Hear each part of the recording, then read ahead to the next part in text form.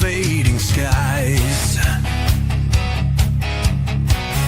Tattered flags waving dreams in our eyes. The crowds roar like a storm on the wind. We're the underdogs fighting again.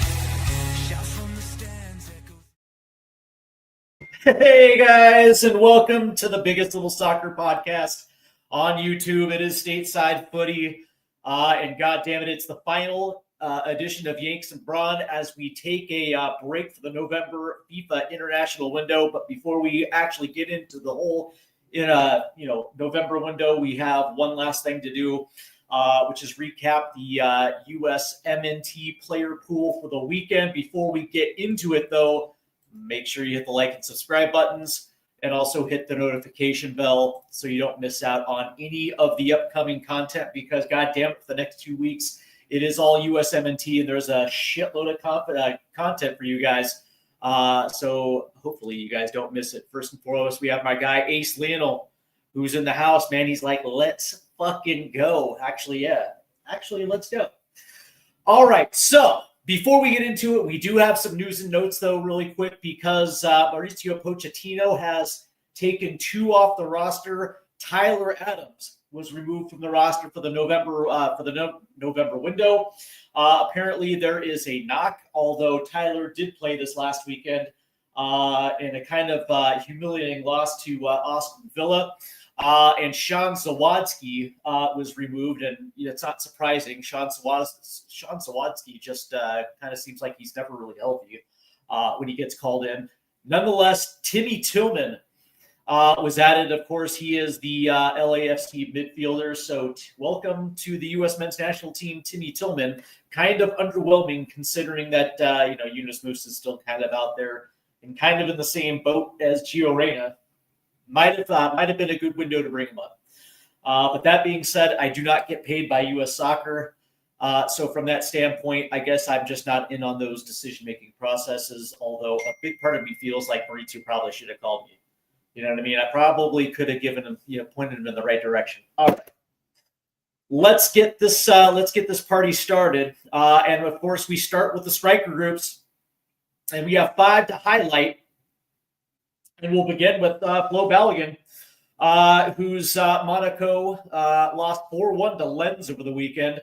Balo did play 45 minutes, and he actually scored a goal. He was the lone goal scorer for Monaco. 45 minutes, he had a 1 goal on 3 shots, 13 touches, 5 in the opposition box, 5 of 6 on accurate passes. But since he was the lone goal scorer, that's good enough for a 7 rating.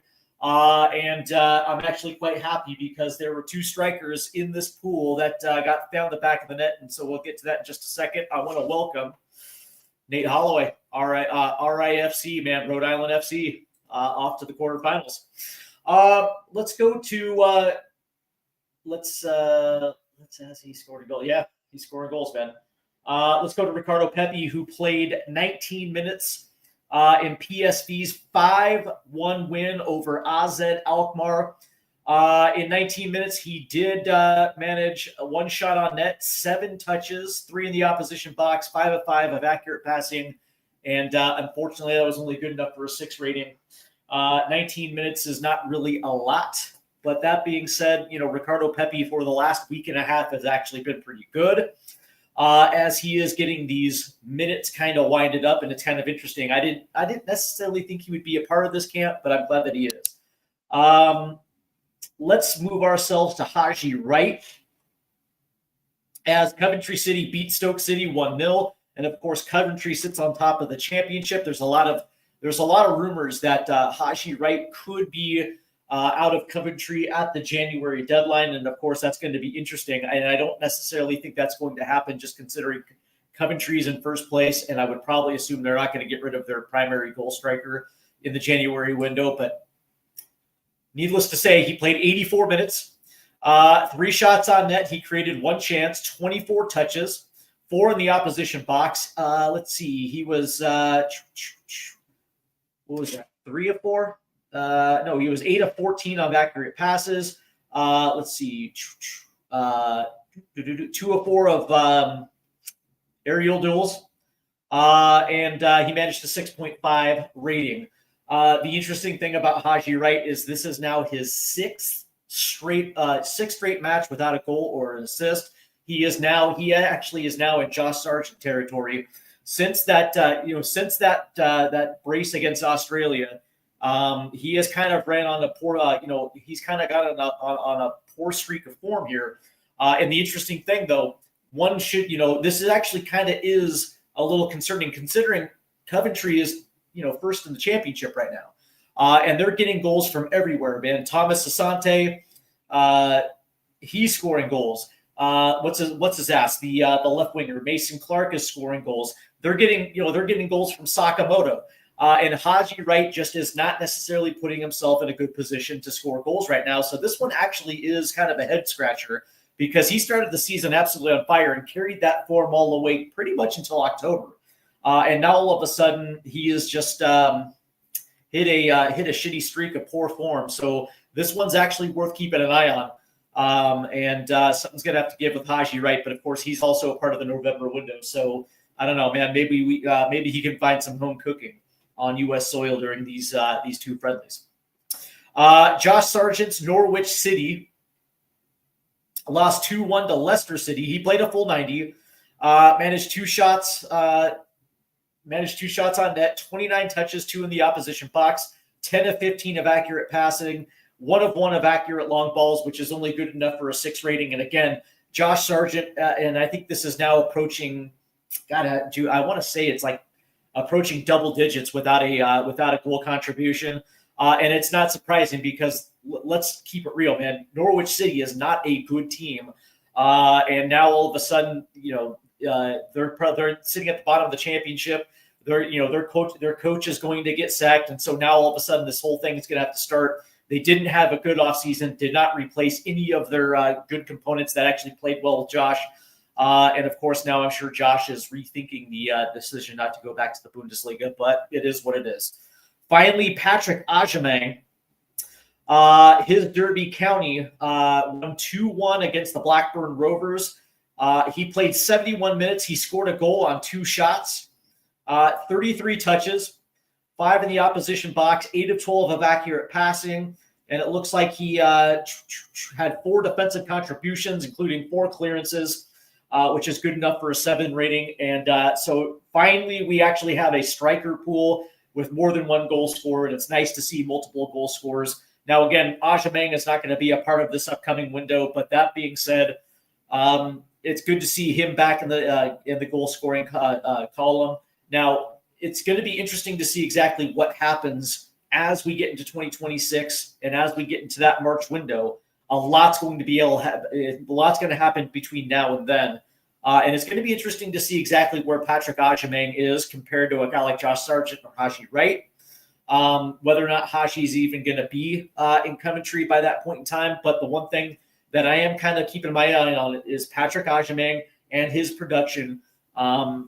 I'm not necessarily sold that he's going to be able to do it at this level, but I'm willing to let Patrick prove me wrong. But good strong showing from the striker pool this weekend. Two guys find the back of the net. Of course, our striker one gets one in 45 minutes. So it's actually kind of nice. It's promising because now all of a sudden there's potential carryover to carry this form into camp.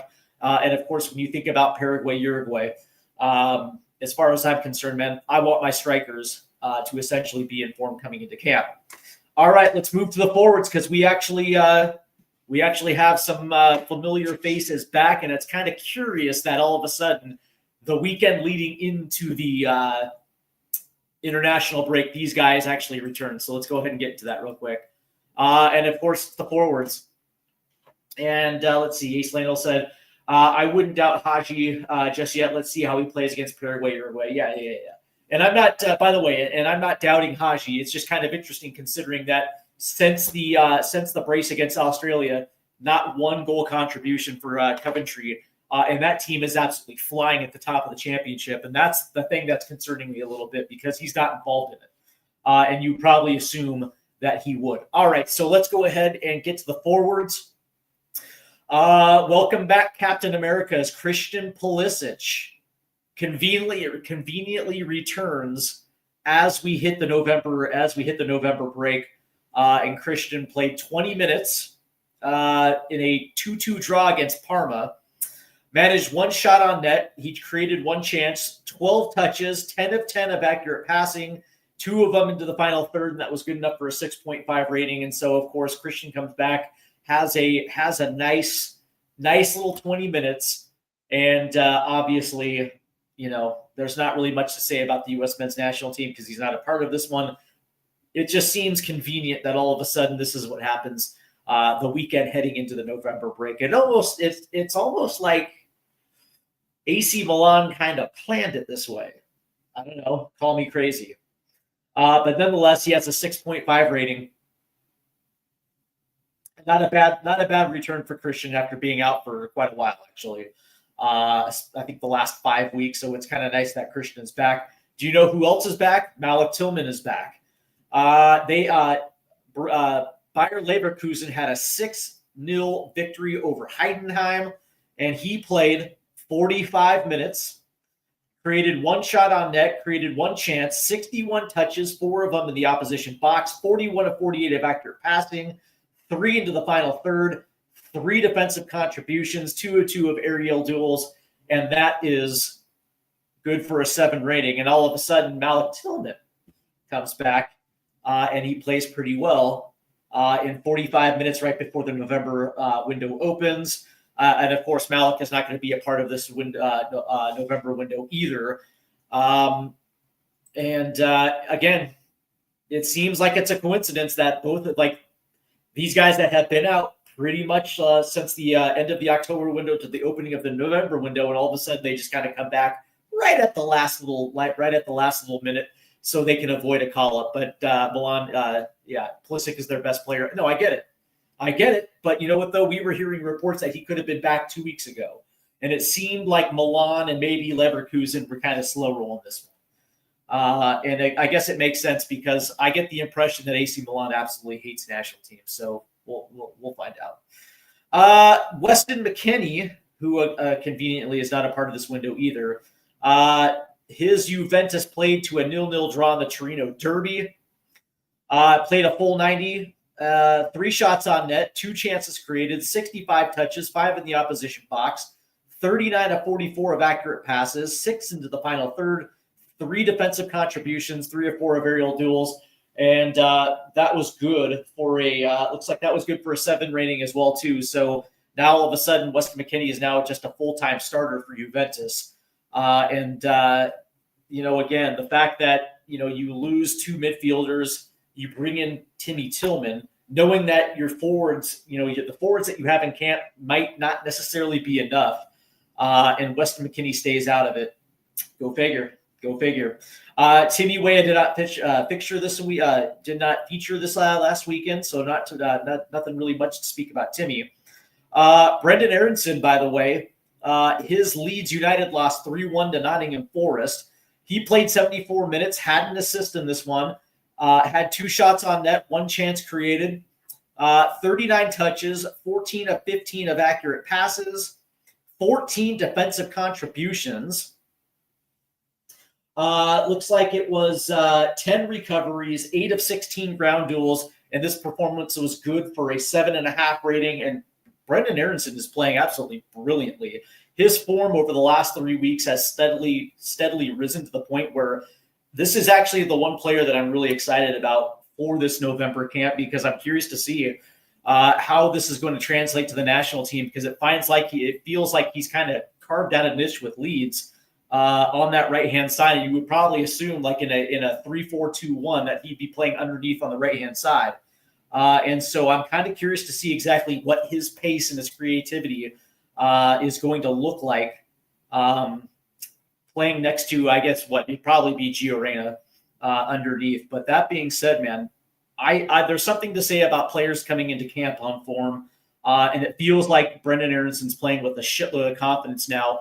And he's doing it in the Premier League. I'm kind of excited a little bit about Gio Reyna, speaking of which, Borussia Mönchengladbach beat FC Cologne 3-1.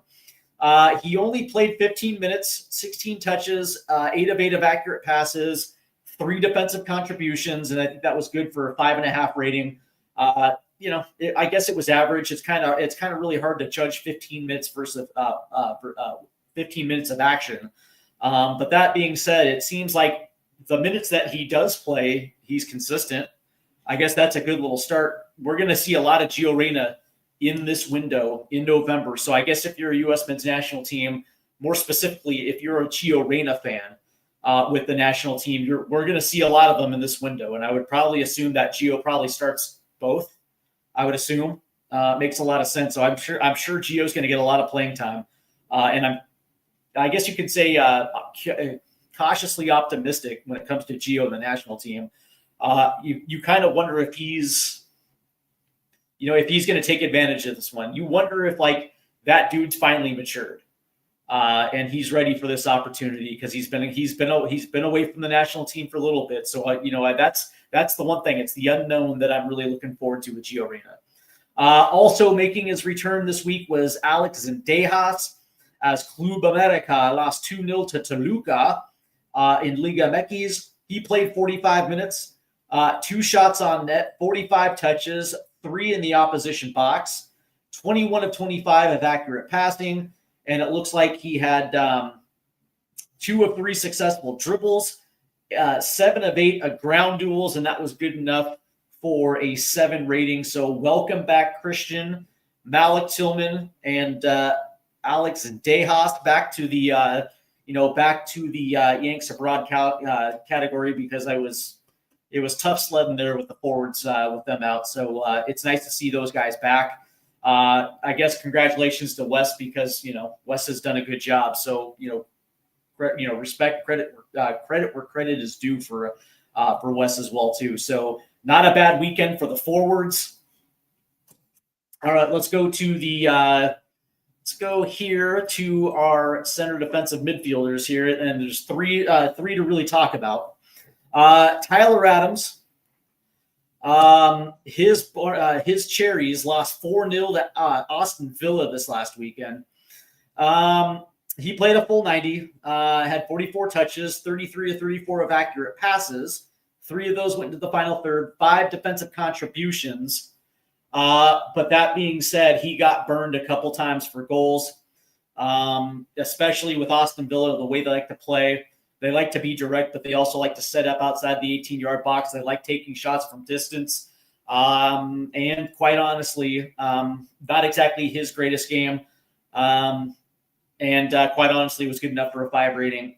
Again, when you're a team like Bournemouth that its identity is built around defense and counterattacking, and the way that they set up around speed and the ability to strike on the counter, it all starts on the defensive side of the ball. And when you get clowned for 4 goals, and you get burned personally for a couple of them that led to goal contributions, you're going to get shitty ass ratings. And unfortunately, this is the week that Tyler gets hit with one of them. So it's unfortunate because Tyler really has been Mr. Consistency week in and week out. He's usually right at that 7.5 rating, if not 8.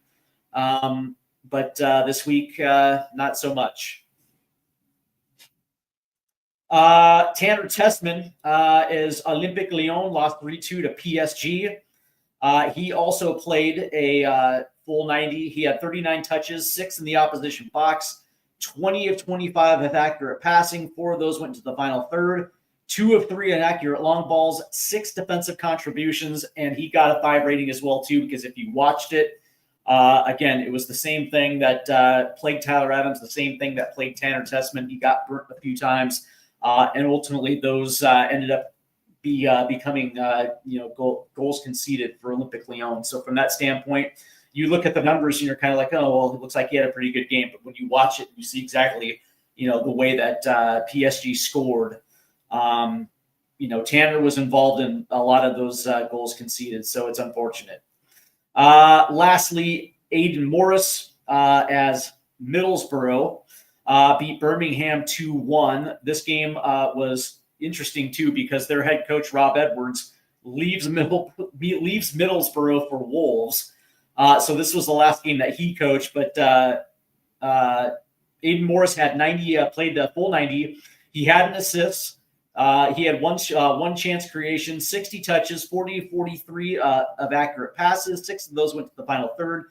5 defensive contributions, 7 of 11 ground duels, 1 of 1 of aerial duels. He has the most. He had the most. He had the most. Duels won of any other player for Middlesbrough, and that was good for an 8 rating. So when you can mix in goal contributions with what he does best, anyways. That is absolutely fantastic, and it is what it is, man. And it looks like Ace Lionel said lost 2-0 to Real Betis. What is this, in the Europa League? Yeah, I think so. All right. So let's go ahead and turn our attention to our fullbacks here as we're covering 3. Obviously, Serginho Dest plays for PSV. They obviously beat AZ Alkmaar 5-1. Dest, by the way, played a full 90.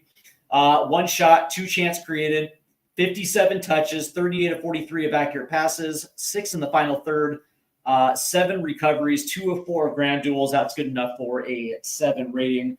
And again, Mr. Consistency. And he's coming in on form as well, too. So I'm looking forward to this one for Serginho Dest. Also in camp, I believe John Tolkien, as his Holstein Kiel won 1-0 over Dusseldorf. He played a full 90. Had 1 shot on 79 touches, 26 of 38 of accurate passes. 2 of those went into the final third. 4 of 7 of accurate long balls. 12 defensive contributions, 7 clearances, 4 interceptions, and that was also good for a 7 rating as well, too. And this is the 3rd straight week that John Tolkien has put up solid numbers. And lastly, Joe Scally.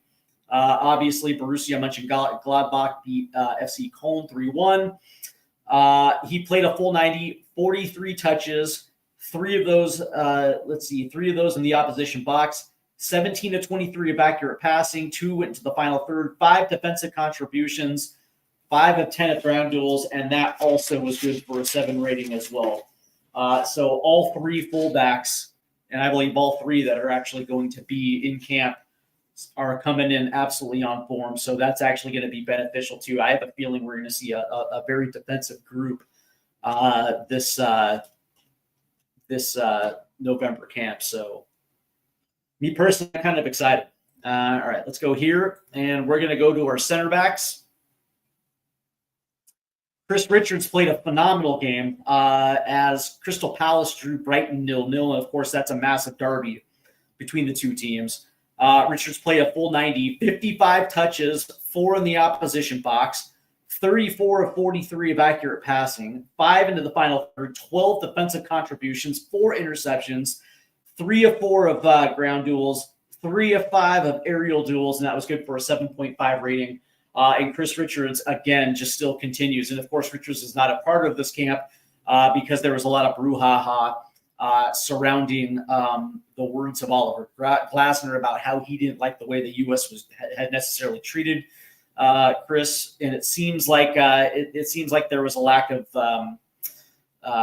communication between both club and country. But this is the thing, right? And this is the thing that I think everybody has to understand. It's like, unless FIFA mandates that the World Cup is like a U23 or a U21 tournament, national teams are going to be a part of this game regardless, right? So, yeah, I get it. Clubs don't like letting their players go to their national teams. But, again, you're going to have to figure out a good communication system or put in some sort of workaround when it comes to these. Because, yeah, listen, we're getting close to the World Cup, and we didn't have World Cup qualifiers. So these are kind of like our qualifiers. These are our de facto qualifiers, and we want our best players in. So regardless of how AC Milan feels like Pochettino does shit, same thing with Crystal Palace. And you guys know how much I like Crystal Palace. It is what it is. And, so I would probably assume that Richards wanted to be a part of this camp. And there was a lot of pushback from Crystal Palace, which is kind of unfortunate because when you look at the center backs for this group, holy shit, it doesn't necessarily look all that great. Mark McKenzie, as his Toulouse drew 1-1 with Lorient, he played 80, 63 touches, 41 of 48 of accurate passes. 4 of those went into the final third, 7 defensive contributions, 2 interceptions, 3 of 3 of ground duels, 2 of 3 of aerial duels. That was good for a 7.5 rating. So, again, Mark McKenzie coming into camp in form, looking good. Again, this is like the first time that he's really had this type of performance in like 3 weeks. But that being said, I mean, he's been solid, but that was a pretty good performance this last weekend. So that's kind of nice to see him coming into camp on form. Same thing with Austin Trusty as Celtic beat Kilmarnock 4-0. And Austin Trusty played the full 90, had 117 touches. That's insane. 98 of 102 of accurate passes. And, of course, he completed like the highest passing completion of any member of Celtic in that game. 10 of those passes went to the final third. 9 of 10 of accurate long balls. 9 defensive contributions, 7 clearances, 3 of 3 of ground duels, 6 of 8 of aerial duels, and that was good for an 8.5 rating. Austin Trusty had a game. And that is awesome. Like that right there is Cameron Carter-Vickers numbers for Celtic. So it's nice to see Austin Trusty back, and it's nice to see Trusty getting full 90s. And of course, Trusty will be in camp here. So I'm actually excited about that as well too, because I think Trusty has been overshadowed by the Miles Robinsons of the world. And I'm curious to see if Austin Trusty gets on the field for one of these. Preferably, I wouldn't mind seeing it against Paraguay. And if he has a good game, then he should start against Uruguay. So I would start him against Paraguay off that left-hand side or in the central position. And I would probably assume McKenzie plays the right. And so it's either going to be Trusty off the left or, Ream off the left. But either way, it's going to be interesting to see. Lastly, Nokai Banks, his Augsburg lost 3-2 to Stuttgart. He played 62 minutes, had a shot on net, 28 touches, 13 of 15 of accurate passes, 3 of 4 of accurate long balls, 7 defensive contributions, 4 clearances, 4 of 4 of ground duels, 1 of 1 of aerial duels, and that was good for a 7 rating. And that's that I think it was 3 weeks ago he had a pretty good performance. So it's been the consistency with Nokai Banks is getting there. But this week, no doubt, had a pretty good performance in that loss. So, all right. So let's go ahead and move to our goalkeepers. And of course, there's only 2 that plays overseas. And one of them is Ethan Horvath. As Sheffield Wednesday lost 3-1 to Southampton, played the full 90. He had 3 saves, but he also conceded 3 goals, 44 touches, 14 to 27 accurate passes, 3 of 16 of accurate long balls, and unfortunately that was good enough for a 5 rating, which is kind of generous. But that being said, I guess, whatever, man, he let 3 go. And it looked like watching the highlights of Sheffield Wednesday, they look savable. unfortunately. So Ethan follows up a really good performance last week. He had an 8 rating last week where he kept a clean sheet. This one, not so much. So it is what it is. That's the championship for you. Lastly, Jonathan Klinsman's Cessna had a 3-0 win over Avellino. And he played a full 90, had 3 saves himself too, but he kept a clean sheet. 37 touches, 19 of 30 of accurate passes, 3 of 14 of accurate long balls. And he also had 2 of 2 of ground duels, which is awesome for a keeper. That's good enough for an 8.5 rating. And so obviously Klinsman will be in camp this November as well too. So from that standpoint, I would say if I had to pick a player of the week, it would either be Balogun. Like my top 3 is going to be Balogun, Brendan Aronson, and Jonathan Klinsman. Like if we're keeping it real, those were the 3 best performances, I think. Let's see if I can add a 4th here. Yeah, like it's hard to put Austin Trusty up there because Kilmarnock is just so bad. And it's like that 8.5 rating has to be taken in context. Maybe Chris Richards can be put up there in that 0-0 draw against Brighton because Chris actually had himself a very good performance. But yeah, okay, so maybe I'll actually add Chris Richards to that list as well too. So it's like Balogun, Brendan Aronson, and I'm going to say, Pepe scored the equalizer against Olympiacos, yeah. Let's see, played 90 minutes against Sporting. Balogun played a full 90 and scored the only goal against a team from Norway, yeah. Again, great weeks, man. Great weeks. Like I'm not going to discount their performances in the Champions League. Specifically, though, this weekend, not the entire week. Yeah, I probably have to say, I kind of would have to say Balogun. Like, if we're actually going to put in the Champions League performances, yeah, it's probably Balogun because now all of a sudden it's 2 goal performances. Yeah, I guess Balogun makes a lot of sense for play. I guess you could say player of the week. Yeah, I would probably assume that. That makes a lot of sense. Yeah. It's tough, though, too, because Brendan had a pretty good weekend, too. So I don't want to gloss over some of these performances. But, yeah, like if I'm going to have to – I'll say player of the weekend, and if we're going to add the Champions League in and Europa League, yeah, it's got to be Balogun. It's got to be Ballo, and that makes a lot of sense. So from that standpoint, yeah. Yep. I would agree with you. It has to be Balogun. Yeah. And I do appreciate you adding those Champions League fixtures into that one as well too. By the way, when Yanks Abroad returns after the November window, I will be including Champions League performances as well too. So I definitely want to put that out there as well too. All right. So in recap. 2 good performances at the striker pool. Balogun and Agyemang scoring goals this weekend. I guess the most alarming performance was Haji Wright. And when you think about the fact that, again, Coventry City is lighting up the championship. Granted, they're still there, and I think Middlesbrough's 5 points off the top.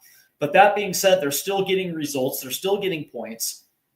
And they're getting goals from everyone except for Haji Wright. And when you go back and you look at some of his fixtures, he hasn't scored since the brace against Australia in last window, which means that he's gone 6 weeks without a goal contribution.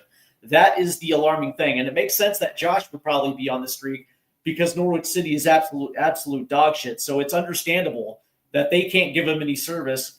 And that makes a world of difference. But with Haji Wright, man, there's no excuses. So that to me, that's a continuing trend that I'm hoping gets remedied in the November window. As far as the forwards go, it's nice to see Pulisic back. It's nice to see Tillman back, and it's nice to see Zendejas back. And from that standpoint, when you think about, I don't know, man, got an assist against Sheffield United. I don't think he. Let's go find out real quick. Just while I got you right here.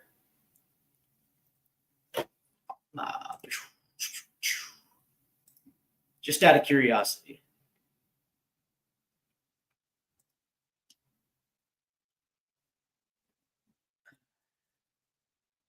Because now you piqued my interest real quick. So let's take a look at it real quick. Yeah, you're right. Right there, Sheffield United. He got the assist. Yeah, you're absolutely right. 3-1 got assist. That was last week. Absolutely. Was that midweek in the in a cup or midweek against Sheffield? Okay, fair enough. Yeah, I did. So he's got an assist in what? 1, 2, 3, 4, 5. Yeah. So he's got one assist in the last 16. Good call right there. So it's nice it's nice to see these guys back. And it's nice to see Brendan Aronson, by the way. It's nice to see Brendan Aronson actually doing his thing with Leeds United. You knew it was going to come, and of course with Wes as well too. By the way, Ace, I do appreciate that assist from you right there. And it's nice to see McKennie putting up good performances. Outside of Aiden Morris, the CDMs weren't really all that great. Wingbacks were probably the best. Again, all three had solid performances, and they're probably going to be in camp. And same things with the center backs as well too. They were pretty solid as well too. And I'll give my flowers to not Ethan Horvath, but Jonathan Klinsmann. But that being said, it's like, I'm still waiting for all of them, each position group. When I do this every single weekend, like I'm paying attention and watching highlights, man, and I just want every single position group just to have a weekend where everything is clicking. In the last 6 weeks, man, sometimes it's been tough doing this. But that being said, when this comes back after the November window, I will be including Champions League along with the weekend performances, so we can actually tighten this one up a little bit.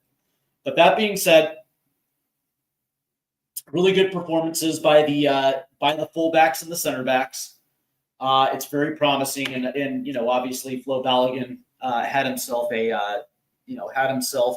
a nice week as well too. So from that standpoint, man, when I think about this and it points to the November window, there are some guys that are going to be coming in form, and so for me at least, that's the one thing that I'm actually excited about for this camp, because again, players coming in form are going to be players that come into camp in form are probably going to be the ones that are you can actually point to as far as good performances when it comes to these two games. But yeah, Ace, by the way, this is a good call as well too. Gianluca Busio has been awesome for Venezia.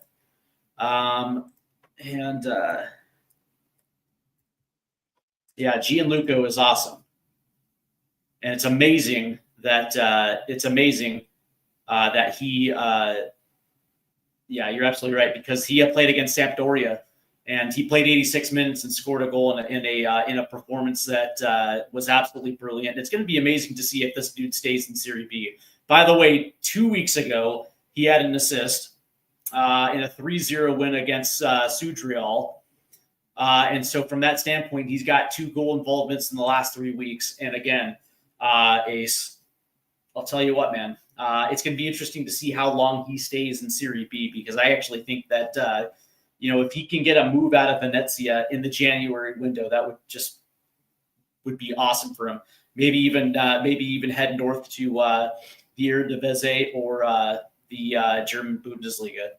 I think he needs to get out of Serie B, to be honest with you. But all right, anyway, that is going to do it for me. Just a quick reminder of what's going to happen this week leading into the first match against Paraguay.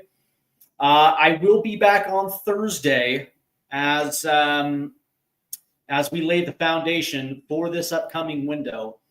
But But that being said, on Friday night at 8 o'clock, we have the U.S. men's national team pre-match build-up, U.S. versus Paraguay, as we set the stage for what should be expected for the following day. And, of course, we have the USMNT live stream, U.S. versus Paraguay, on Saturday night. And then on Monday night, instead of USMNT Yanks abroad, we also have another pre-match build-up as it is essentially by the way, it's essentially an Argentinian chess match, as it's Mauricio Pochettino versus Marcelo Bielsa, as the U.S. takes on Uruguay. And on Tuesday night, we'll have the live stream here as well, too.